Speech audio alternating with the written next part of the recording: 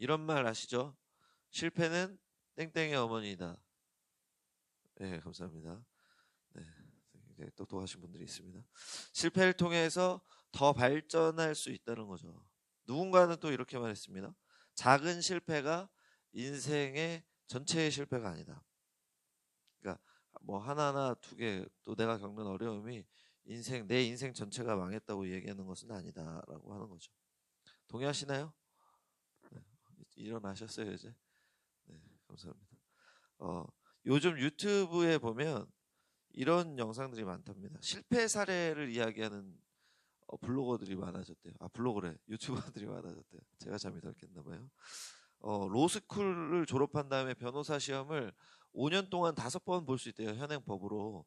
그러면 5번 떨어지면 이제 어떻게 해야 됩니까? 시험을 볼 수가 없는 거예요.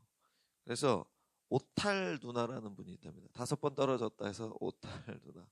나 5번 탈락했다. 그래서 오탈 누나가 자기의 변호사 시험 실패 얘기를 얘기해주고 있고, 또 50대 아저씨께서 이혼남의 이야기, 50대에 이혼 당했다. 그래서 50대 이혼남 이야기. 수능생, 우리 여기 재수생 와 계시는데 수능 오수생의 재수 오수 실패담. 나 5번 실패했어요. 이런 거 얘기하고 있고요. 그다음에 부동산 투자 실패기 성형 이거 웃으면 안 되는데 죄송합니다. 성형 실패담. 박명수처럼 이렇게 눈이 잘못됐어요. 뭐 이런 거 있잖아요. 그런데 이 실패담이 요즘에 많이 나오는 이유가 있습니다. 바로 실패를 통해서 교훈을 얻고 다시 도전하고 다음에 실패하지 말자. 너라도 실패하지 마라. 최소한 이런 이야기를 해주고 싶은 거죠. 이처럼 많은 사람들이 성공담만큼이나 실패 사례에도 접근을 해서 이를 통해 무언가를 얻고 타산지석을 삼으려는 노력을 하고 있습니다. 그래서 실패에서 배운다 해서 실패학이라는 학문도 생겼다고 하더라고요. 예. 오늘 설교 제목이 반추일전입니다. 자신의 실수를 돌이켜 생각함으로 달라지겠다, 뭐 이런 의미입니다. 달라지게 한다, 뭐 이런 의미인데, 오늘 본문에서 나오는 다윗도 실패를 통해 깨달음을 얻고 변화된 모습을 보이고 있거든요. 오늘 이렇게 문제를 만났을 때 우리 어떤 자세를 가져야 될지 한번 생각해 보도록 하겠습니다. 먼저 우리는 어떤 문제나 실패를 경험하였을 때 뭘 가장 먼저 해야 될까요? 그 원인을 분석해야 됩니다. 사실 오늘 본문을 보니까 14장이 은혜로 시작합니다. 1절에 보면 두로왕 히람이 다른 나라 왕이 다윗의 궁전을 건축하도록 나무도 보내주고 막 사람들도 보내주고 궁전을 건축하게 합니다. 그런데 바로 앞장인 역대상 13장을 보면 안타까운 장면이 나옵니다. 몇 장 전에서 오늘 본문에서 몇 장 앞에서 블레셋 사람들에게 그 이스라엘 백성이 여호와의 법궤를 빼앗겼거든요. 그래서 그것을 찾아오겠다 해서 다윗이 하나님을 향한 마음을 가지고 그것을 찾으러 갔다가 베레스 우사, 그러니까 우사가 죽는 장면이 나옵니다. 우사가 왜 죽었냐면 하나님의 궤를 이렇게 가져오다가 만졌기 때문인데, 우사의 잘못이기도 한데 사실은 다윗의 잘못입니다. 뭐가 잘못이냐면 그 궤를 옮기는 게 잘못됐기 때문입니다. 민수기 7장을 보면 여호와의 궤는 레위 자손 중에 고핫 자손이 이렇게 메고 여러 명이 이렇게 메고 오게 돼 있어요. 근데 다윗은 이방 민족들이 이방 신의 신상이나 그 성물들을 이방 신의 성물들을 옮기는 것처럼 새 수레를 보내서 그 수레에 여호와의 궤를 싣게 하고 그 수레를 싣고 왔단 말이죠. 그래서 그게 흔들리니까 우사가 열심히 있는 사람이었던 것 같아요. 열심은 있으나 법규는 잘 모르는 사람, 하나님의 법은. 그래서 안 돼! 이러고 딱 잡았는데 거기서 죽게 된 거죠. 그래서 다윗이 13장에서 분하여 막 외치고 이런 장면이 나옵니다. 그러니까 하나님께 분했다는 것이 아니라 우사에게 안타까움을 표현한 거고, 최종적으로는 자기 자신이 그것을 하라고 한 거고 방법을 잘못 선택했기 때문에 자신에 대해서 굉장히 괴로워하는 모습이 나옵니다. 그래서 그 13장에 보면 하나님을 두려워한다는 모습도 나오고요. 이게 내가 큰 잘못이구나. 하나님은 정말 두려워해야 될 분이다. 이런 모습이 나옵니다. 엄청난 실패죠. 궤를 가져오지도 못했을 뿐더러 자기 백성도 죽게 하는 자기의 리더십의 실패를 경험했지 않습니까? 13장에서 이런 실패를 경험한 다윗이 오늘 본문에서는 지금 하나님의 은혜를 체험하고 있습니다. 갑자기 다른 나라 왕이 이렇게 자기에게 도움을 주고 큰 우방이 된 거잖아요.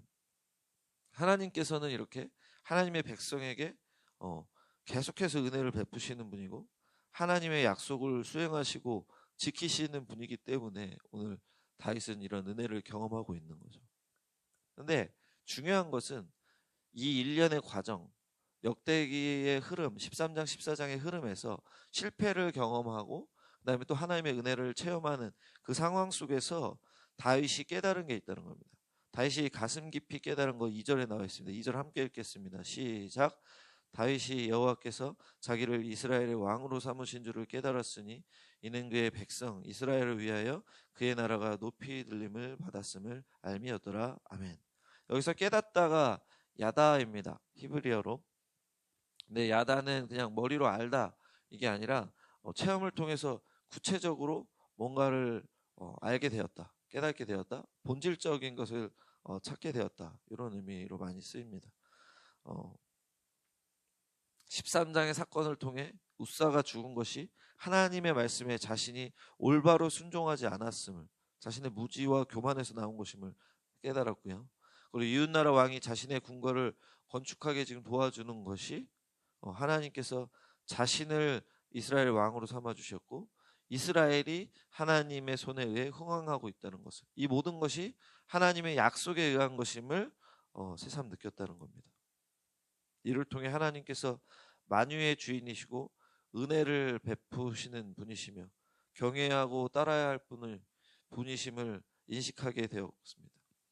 그러니까 다윗은 이런 경험을 통해서, 이런 과정과 체험을 통해서 하나님께서 누구시고 나는 어떻게 살아야 되는지를 명확하게 알게 되었다는 거죠. 다윗이 받은 은혜는 더 많습니다. 3절부터 7절까지 보면 또 자녀의 복을 얻어서 하나님께서 엄청나게 많은 자녀를 또 허락해 주셨죠. 이런 다윗의 깨달음과 원인 분석, 하나님이 누구시고 내가 잘못한 게 뭐고 그럼에도 불구하고 하나님은 은혜를 주시는 분이시고 또 하나님께서 이스라엘을, 또 나의 왕위를, 우리 하나님께서 주신 약속을 지키시는구나라고 깨달으며 정말 경외하고 섬겨야 될 분이라고 다시 고백하는 그 모습이 이 역대기의 원래 독자들에게도 일어납니다. 포로기 이후에 이스라엘 사람들이잖아요. 그 사람들이 하나님의 은혜로 구원과 해방을 경험했지만 오랜 시간 대대로 이게 각인된 패배감과 무력감, 또 걱정을 떨쳐버리기는 쉽지 않았을 것입니다. 노예로 계속 살았으니까 나라가 망했고요. 그런 그들에게 이 본문은 다 과거 선조들의 교만함과 하나님을 버린 실패의 원인을 깨닫게 하고 다윗처럼 하나님이 능력이 있으신 분이심을, 또 하나님이 자신들이 섬겨야 할 분이심을 알려주는 것입니다. 우리에게도 마찬가지로 우리의 실패나 문제의 원인을 분석함에 있어서 우리의 상황과 인생을 돌아볼 때에 다각도로 나를 살피잖아요, 우리가.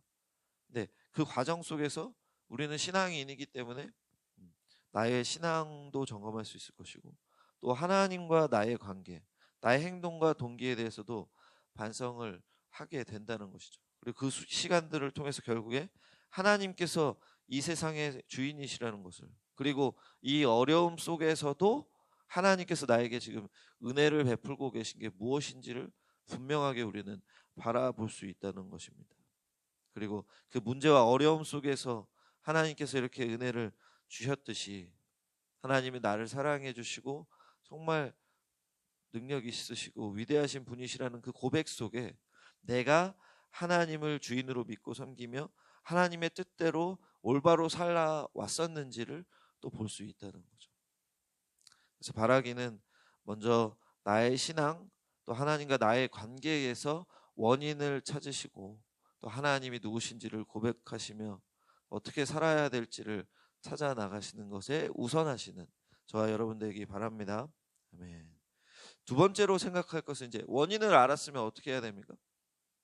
바꿔야죠, 그것을. 그죠? 잘못된 것을 바꿔야 되는데 행동을 바꿔야 된다고 저는 생각하고 있습니다. 은혜를 체험한 다윗에게 블레셋이 쳐들어옵니다.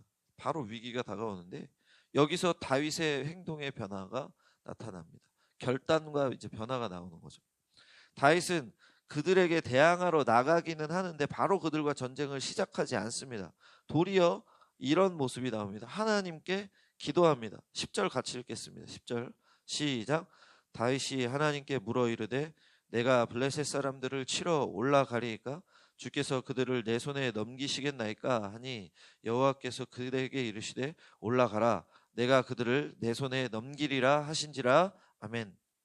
다윗이 블레셋을 공격해야 되잖아요. 쳐들어왔으니까. 그런데 하나님께 먼저 기도해서 내가 싸울까요? 올라갈까요? 묻는다는 것입니다. 그래서 하나님께서 가라고 하시는 거죠.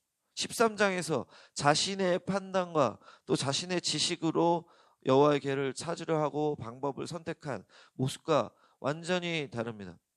하나님께 자기가 다시 깨달은 하나님, 온 세상의 주인이시고 자기가 섬겨야 될 하나님께 지금 상황을 아뢰고 하나님의 뜻을 묻고 하나님의 말씀에 순종하는 모습을 나타냅니다. 하나님을 믿는 백성의 올바른 자세를 회복하였다는 것이죠. 하나님께 이렇게 묻었잖아요. 갈까요? 싸울까요? 올라갈까요? 하나님이 가라. 그러니까 하나님께서 하나님의 말씀대로 다윗은 수행한 것입니다. 그런데 이 모습이 한 번에서 끝난 게 아니라 앞으로 계속되고 있다는 것을 역대기 기자는 이렇게 기술을 했습니다. 13절 14절을 제가 읽어볼게요. 블레셋 사람들이 다시 골짜기를 침범한지라 다윗이 또 하나님께 묻자온데 하나님이 이르시되 마주 올라가지 말고 그들 뒤로 돌아 뽕나무 숲을 맞은편에서 그들을 기습하되. 블레셋 사람들이 다시 쳐들어왔는데 다윗은 이번에도 역시 하나님의 뜻을 묻습니다. 그리고 16절에 보니까 다윗이 하나님의 명령대로 행하여 라는 구절이 기록되어 있죠. 다윗은 이번에도 하나님의 말씀대로 행동하였다는 겁니다. 15장에 또 연속적으로 이런 모습이 나옵니다. 이번에는 하나님의 궤, 그 13장의 원인이었던 하나님의 궤에 대해서 찾으러 가는데 15장 초반부를 보면 어차피 내일 월요일이니까 15장 하실 분이 없을 것 같아서 제가 다룰게요. 15장 초반부에 하나님의 궤를 다시 가지려는 2차 시도를 합니다. 그런데 이번에는 레위 사람들을 뽑습니다. 하나님의 말씀대로 레위 사람들이 많지는 않지만 레위 사람들을 찾고 그 레위 사람들을 통해서 하나님의 궤를 메고 옮기는 모습을 보입니다. 하나님의 말씀대로 하나님의 말씀에 순종하는 자세를 보여준다는 거죠. 무엇이 문제인지를 파악했고 그 문제를 해결하기 위해서 하나님의 말씀을 보았다는 것이고 하나님의 말씀대로 행동하고 있는 모습을 보이고 있죠. 그러니까 다윗은 문제 원인을 분석했고 그에 맞는 해결책을 찾은 것입니다. 역대기의 그 독자들, 아까 말씀드린 독자들도 이런 메시지를 받고 있습니다. 그들의 해결책은 조상들처럼 하나님을 멀리하고 이방신을 섬기며 교만하게 사는 것이 아니라 다윗처럼 하나님의 말씀을 가까이 하고 하나님 말씀에 귀 기울이며 그에 순종하는 삶을 사는 것이라는 거죠. 그때 모든 것의 주인이신 하나님, 내가 너네를 포로에서 해방시켜 줬잖아. 그 내가 다시 재건을 시켜줄 것이고 다시 성전을 세워줄 것이고 내가 너희 조상들과 한 약속을 지키는 것을 너네가 보게 될 것이다 는 것을 하나님께서 메시지를 주고 있다는 것입니다. 우리에게도 마찬가지입니다. 우리의 모든 삶에 있어서 어떤 상황이든 어떤 처지에 있든지 하나님의 뜻을 먼저 여쭙고 하나님의 뜻대로 순종하는 모습이 필요하다는 것을 우리는 알아야 합니다. 이것이 우리가 살아가야 할 당연한 모습이고 취해야 할 자세인 거죠. 그러니까 바라기는 다윗처럼 지금 어떤 실패나 위험을 맞닥뜨렸다 하더라도 먼저 상황을 하나님께 아뢰고 하나님의 뜻대로 행하는 본문의 다윗 같은 모습 갖기를 원합니다. 아멘. 마지막으로 생각할 것은 죄송합니다. 이렇게 하나님께 여쭙고 뜻대로 행할 때에 하나님께서 이루어 주신다는 겁니다. 본문을 통해 우리는 하나님의 역사에 대한 두 가지를 알 수 있습니다. 첫 번째, 하나님께서 우리를 통해 역사하신다는 겁니다. 하나님이 역사하시는데 우리를 통해 역사하신다. 10절을 보니까 하나님께서 블레셋을 다윗의 손에 넘길 것이라고 말씀하십니다. 말씀대로 블레셋은 다윗에게 패배하였죠. 하나님이 이기시지만 다윗이 이기게 하심으로 하나님의 승리를 보여주셨습니다. 이에 대해서 다윗이 11절에서 고백합니다. 하나님이 물을 쪼개같이 내 손으로 내 대적을 흩으셨다 고백하셨습니다. 이거 영어로 보면 훨씬 좋아요. 하나님이 내 대적을 흩으셨다는데 마지막에 by my hand 이렇게 나오거든요. 그러니까 하나님이 승리하셨는데 내 손을 통해서 이기셨다. 이렇게 바로 고백하는 모습이 나옵니다. 그러니까 하나님께서 물리치셨다라고 다윗은 고백하고 있는 거예요. 그런데 나를 통해서 물리치셨다. 이렇게 하나님은 하나님을 믿고 그 말씀대로 행하는 우리 성도들을 통해서 역사하시는 줄 믿으시길 바랍니다. 아멘. 그런데 사실 이것은 전적으로 하나님께서 일으키신 놀라운 기적입니다. 이것이 하나님의 역사의 두 번째인 거죠. 15절을 보니까 하나님께서 다윗에게 이렇게 말씀하십니다. 뽕나무 꼭대기에서 걸음 걷는 소리가 들리거든 곧 나가서 싸우라. 너보다 하나님이 앞서 나아가서 블레셋 사람들의 군대를 치리라. 아멘. 뽕나무 꼭대기에서 걷는 소리가 들리면 공격하라 하시는 겁니다. 너보다 하나님이 앞서서 블레셋을 치실 것이라는 거죠. 근데 뽕나무 꼭대기에서 발걸음 소리가 들린대요. 그래서 어떤 사람은 이거는 그냥 바람 소리입니다. 나뭇잎 소리입니다. 저는 그렇게 생각하지 않습니다. 하나님의 발걸음 소리가 분명히 들렸다는, 하나님의 군대의 진군 소리, 행군 소리가 들렸다고 저는 믿습니다. 이것이 바로 하나님께서 내가 먼저 천군 천사를 보내어 내가 앞장서서 다윗 너보다 먼저 싸울 거야 라는 것을 말씀해 주시는 장면이라는 거죠. 어떤 성경 보면 이렇게 해석을 합니다.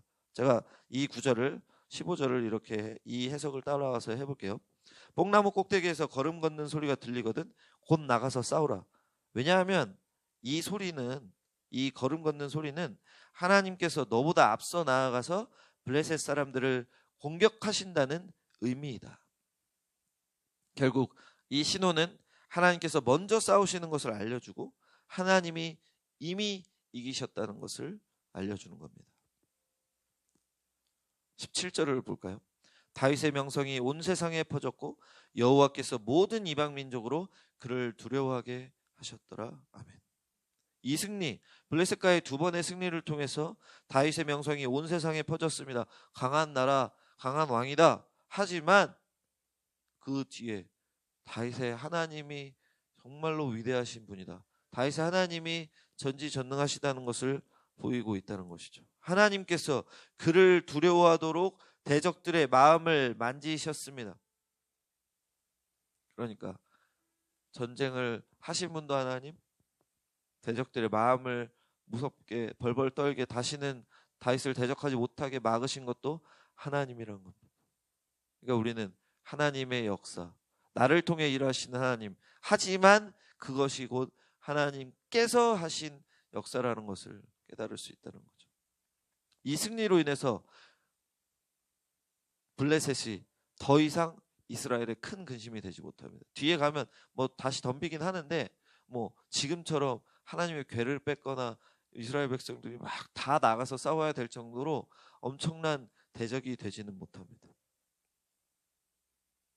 이 하나님의 손길의 이야기는 긴 고난의 시절을 겪은 포로 생활에서 벗어난 이스라엘 백성들에게도 본문을 통해 자신들에게 일어난 모든 일이 하나님의 손길이요 은혜임을 깨달았을 것입니다. 페르시아 왕을 통해서 자신들이 해방되었고 도움을 받아서 이스라엘에 돌아온 건 아닙니까? 하나님께서는 이렇듯 우리 앞에 먼저 서셔서 우리의 문제와 상황과 근심과 걱정을 해결해 주시고 또 다른 사람들의 마음을 변화시켜 주시며